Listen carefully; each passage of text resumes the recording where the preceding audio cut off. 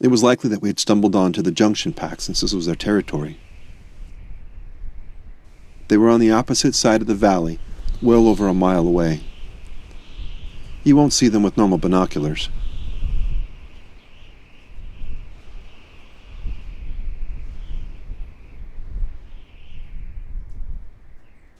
In this one shot, you can count 7 wolves, 2 blacks and 5 grays.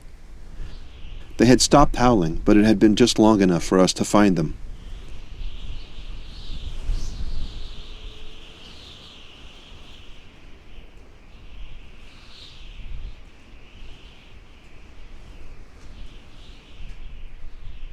As we watched, a third black showed up for a total of 8.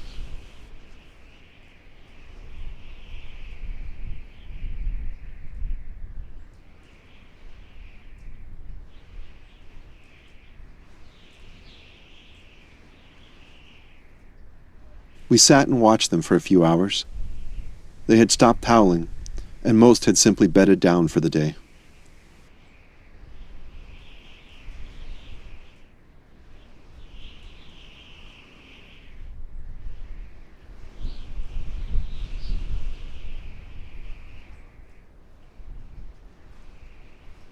Then suddenly we heard a new howl, but this time it was much closer to us.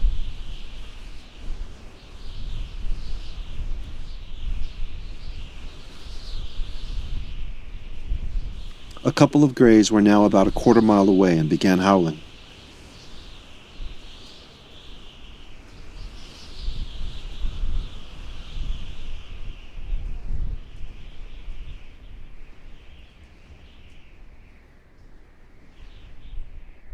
This collared gray would howl some, take a break, and then howl again.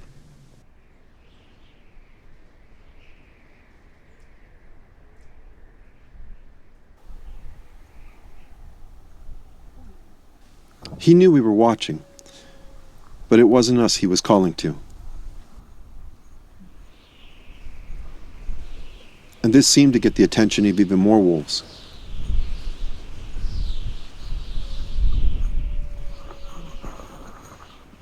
That's pretty cool to see him howl. Yeah.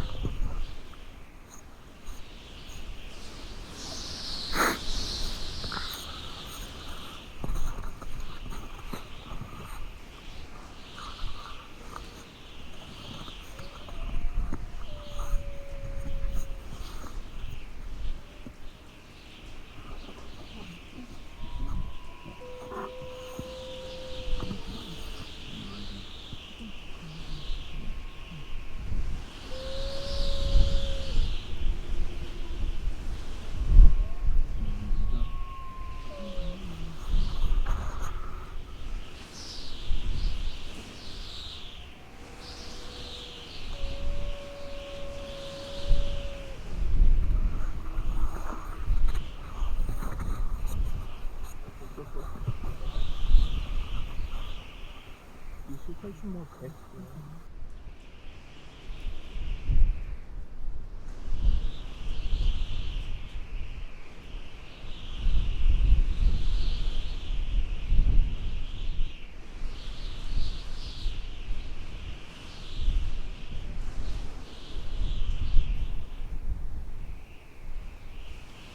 Soon the whole pack was howling in a chorus.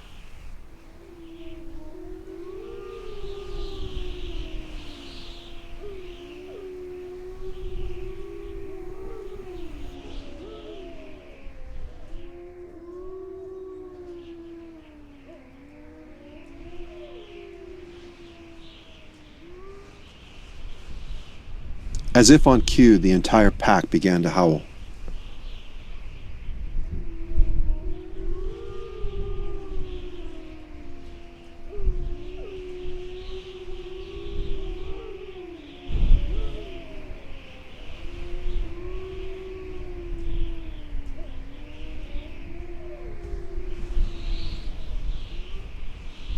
We could tell all of the howls were coming from the same direction.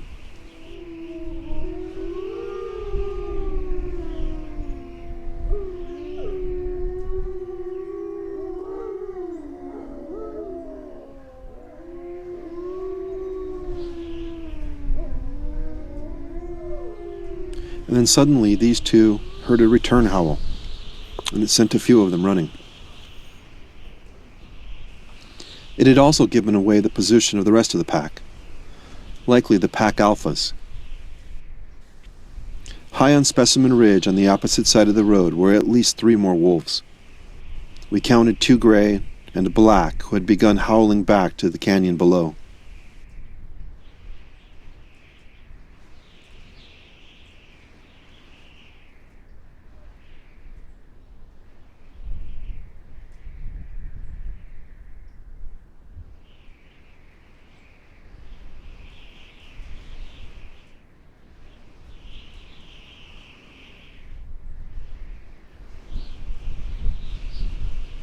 They were at the crest of the ridge, leery of the snow shelf that overhung it.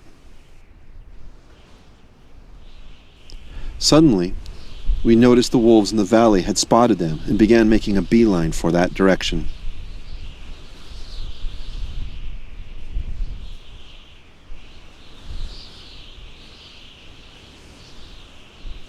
What we didn't see was that 2 of them had descended from the ridge and had already crossed the road. They had been moving fast through the snow.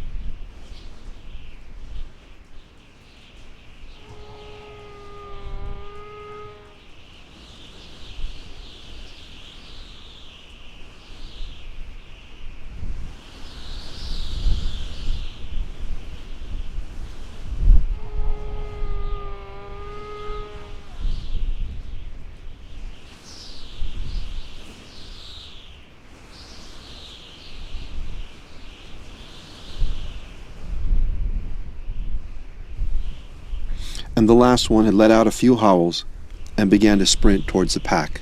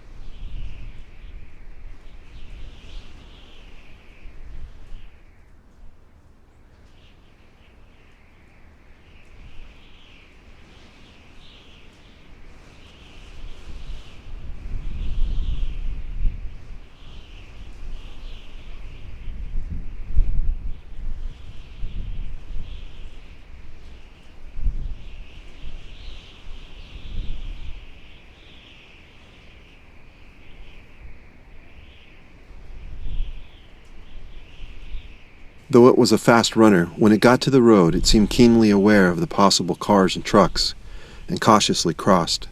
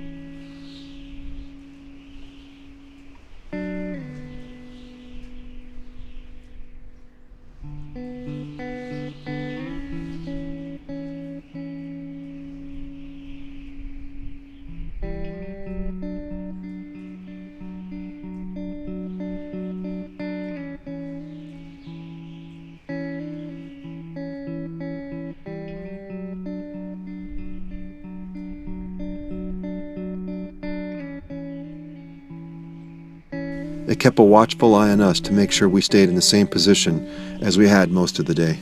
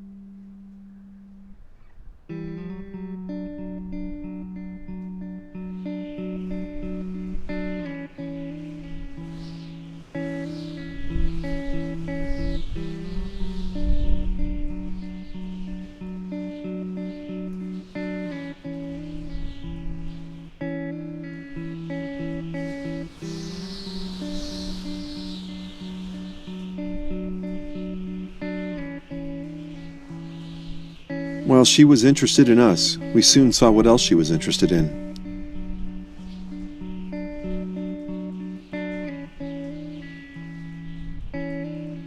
A possible bison lunch.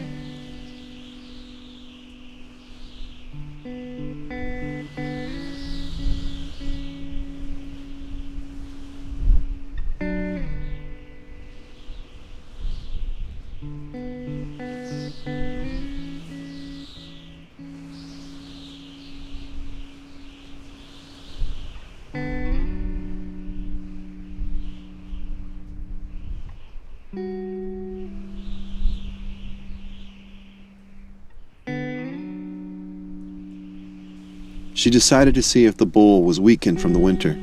She couldn't help but to test it.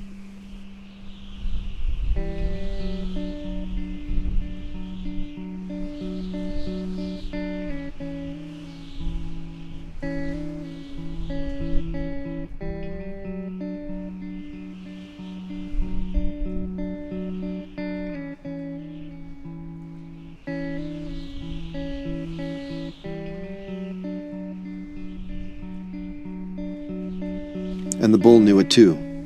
The bull knew it had to challenge the wolf.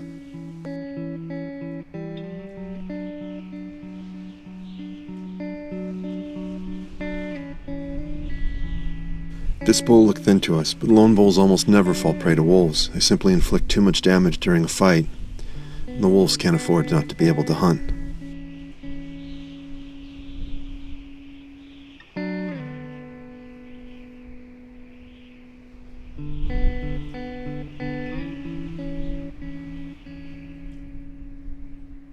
Though I've called this wolf a female, we rarely see them close enough to tell the sexes apart.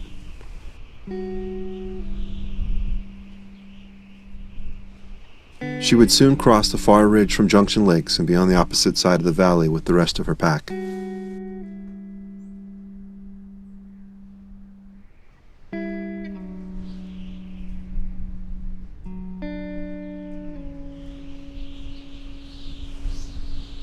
The next day we headed further east into the Lamar, to a place called Hitching Post, where we had heard that the Mollies had found a dead bison that had simply succumbed to the harsh winters. Even from our vantage point, this action was close to 1.5 miles away, but it was worth checking out. At this distance, with the wind and the motion, we were basically at the limit to what we could record.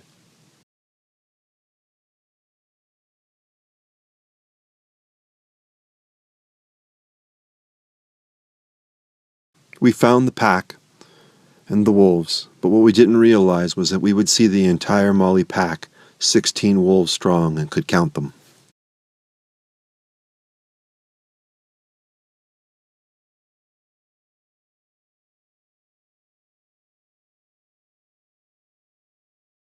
While some wolves were feeding, others were testing and repeatedly chasing off the herd.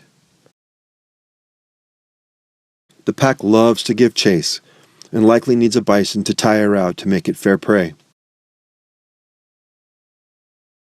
But when one turns and confronts the wolves, the game is essentially over.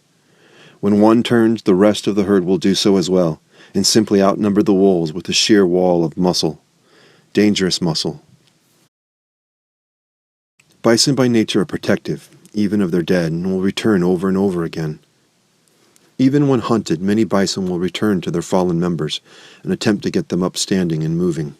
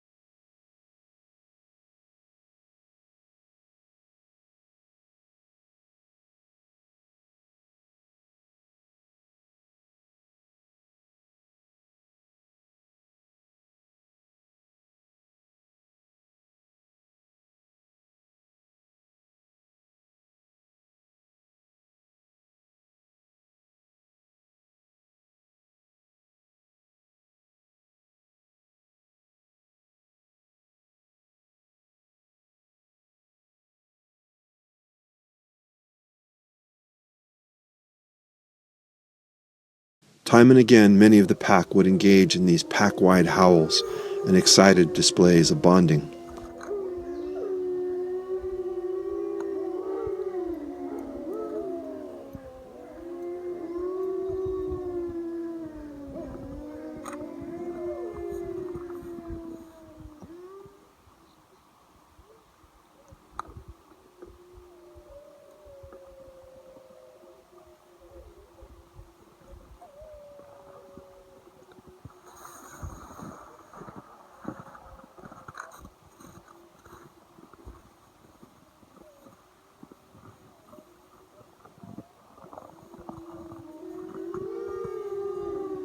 In this scene, you can even see them carry and play with bones just as a family dog would.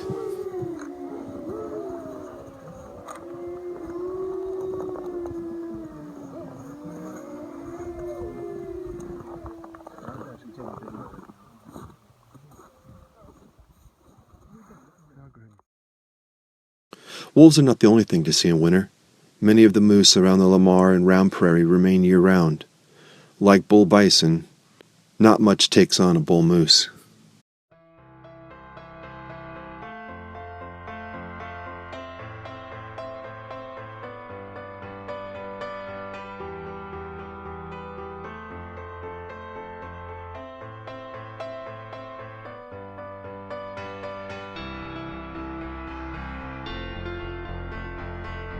Some days we would just sit and watch coyotes hunt, or in this case, watch coyotes watch other coyotes hunt.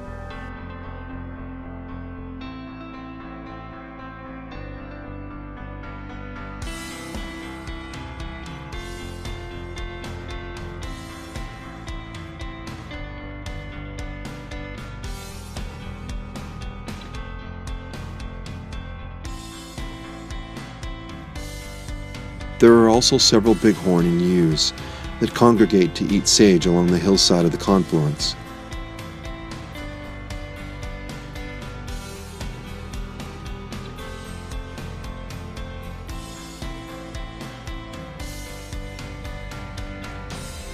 They seem to eat just about anything they can find, even with the little nutrients. Sage sprouts seem to be fair game.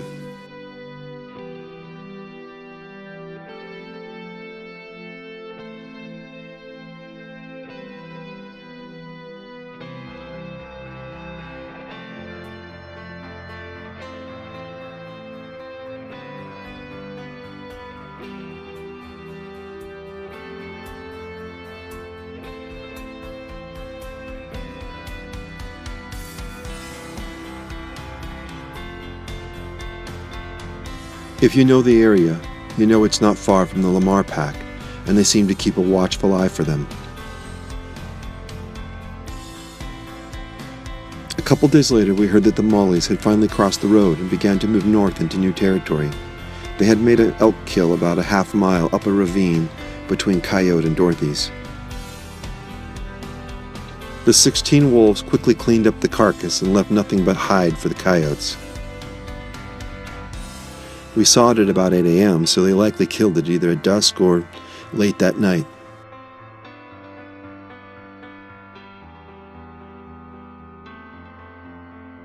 We finally saw them high on the ridge to the north in an area called the Shale Forest. We watched them for a while before they moved higher and up and over the ridge.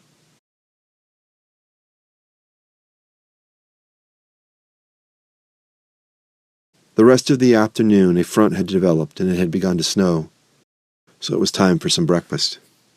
Snowfall makes it tough to spot and watch, so we cranked up the jet boil and basically just had a hot meal.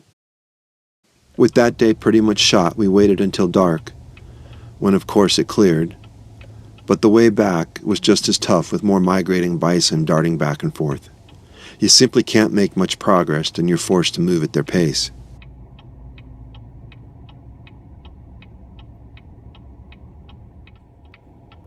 Though I didn't catch it on camera, one night we came across a group that had bedded down in the middle of the road. They were in no mood to move, but luckily there was enough space for us to drive between them. As you can see from this next shot, the last thing you want to do is startle them, for either your safety or theirs.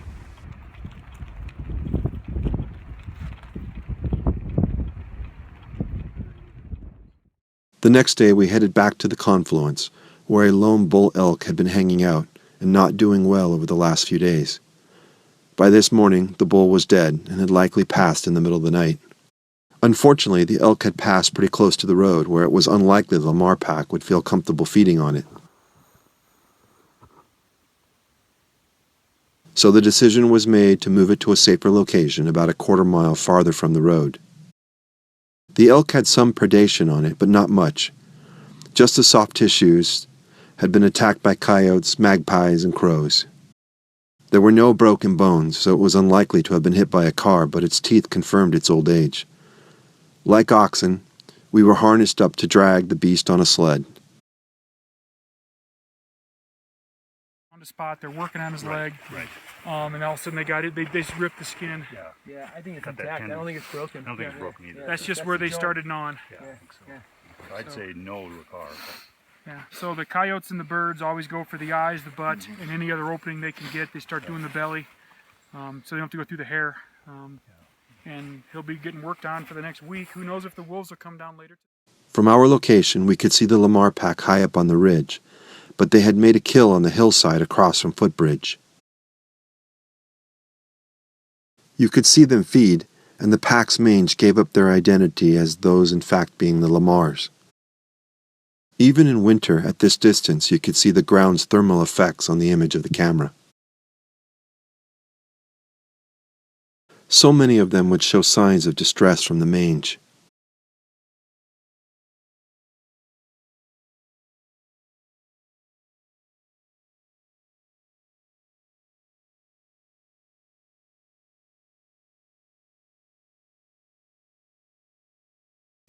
We waited the entire day to see if they would feed, but only ravens, magpies, coyotes, and eagles had come back to the carcass.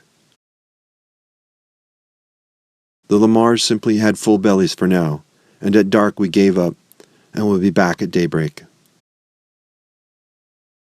By morning they had found the elk, so I quickly set up the camera and tripod.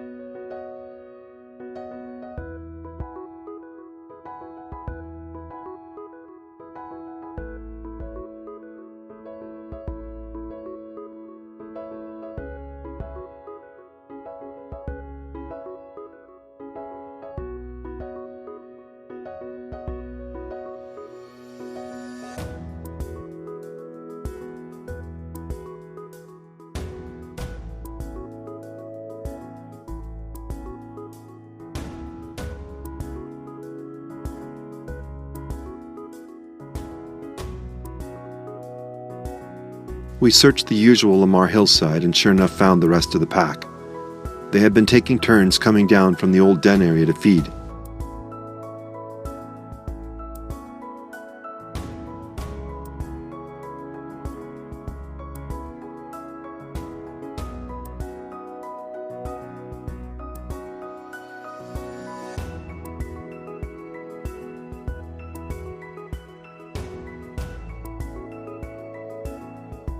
We watched them throughout the day, feed, nap, and return back again to feed.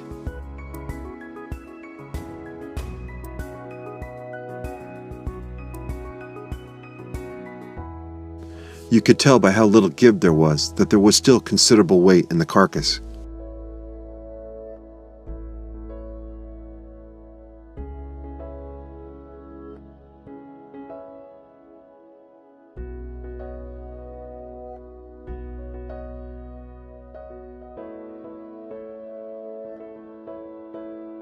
Though nutritious, it was a lot of work to separate the meat from the bone and skin.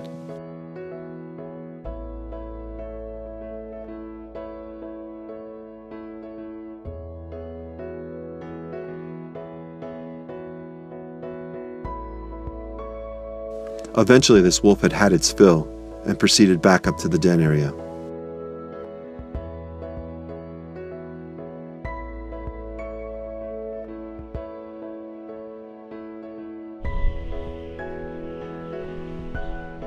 And with the wolf gone, in flew goldens and immature bald eagles to feed. You could see just how much these wolves didn't want to make contact with the snow from the effects of mange.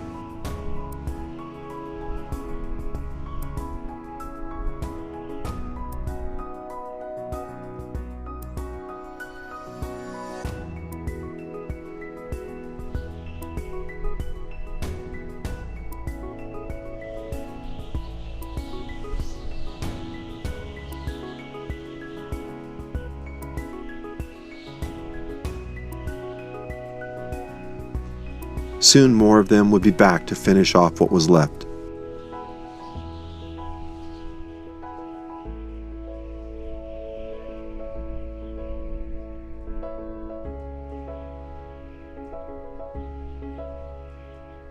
This had become a 12-hour ordeal to consume this elk.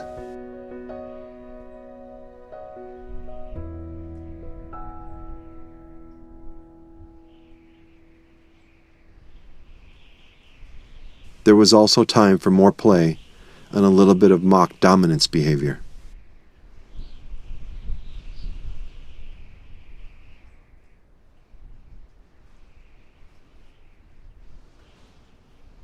Now when a tug was taken, the whole carcass would move.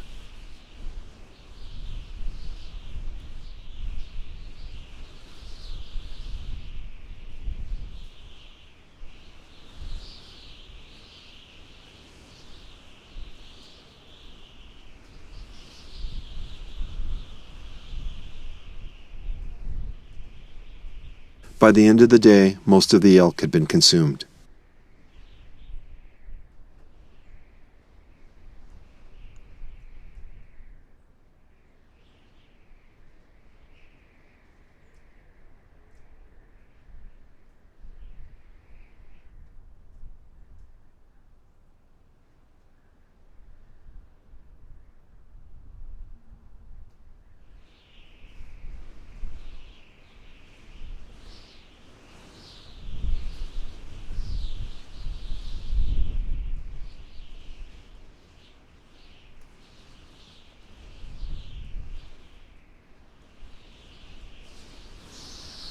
You could watch the playfulness of the younger wolves to get their parents' attentions and sometimes scraps.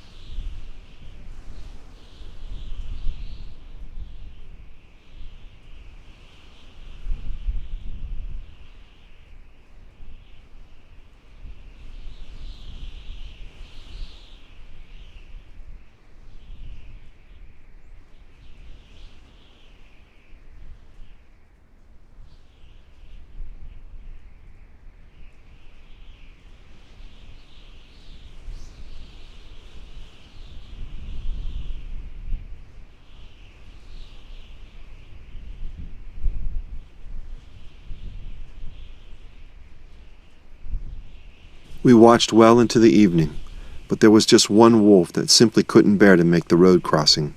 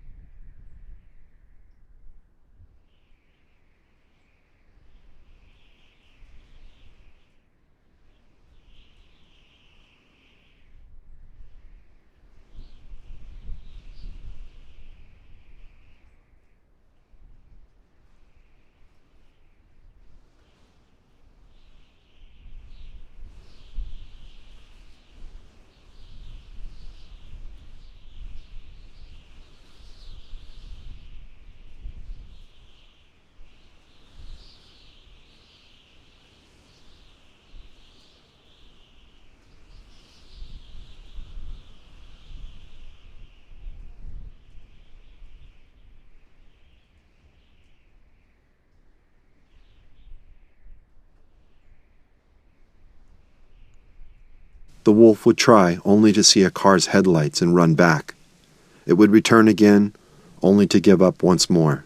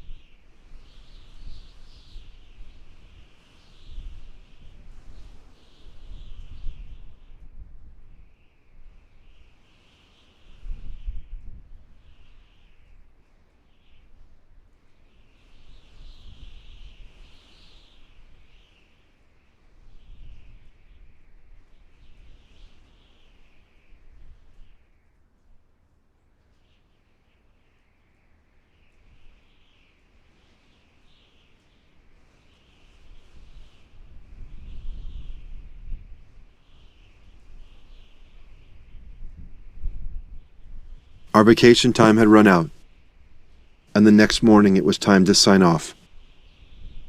We'd be back in May, about 5 months from now.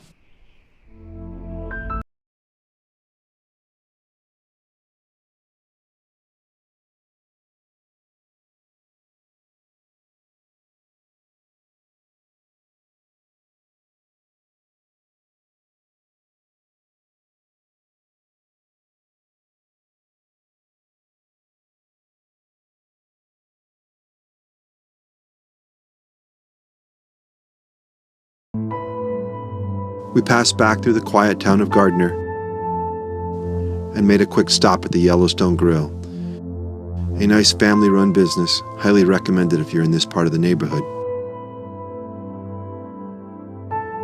So for now, we say bye to all these locals, and we'll see you again in May.